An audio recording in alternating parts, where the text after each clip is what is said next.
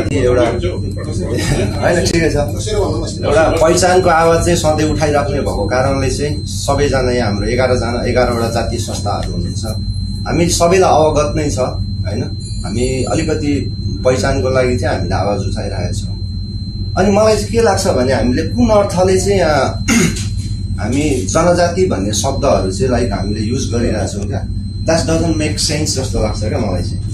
हरेक संस्थाको नीति नियम विधि विधानहरू चाहिँ हुन्छ, तर कोही न कोही अलिकति यो शब्दलाई चाहिँ हामीले कसरी यो चिजलाई चाहिँ हामीले इरेज गर्ने भन्ने पक्षमा पनि विशेष गरी 11वटा जातीय संस्थाहरू छँदैछ।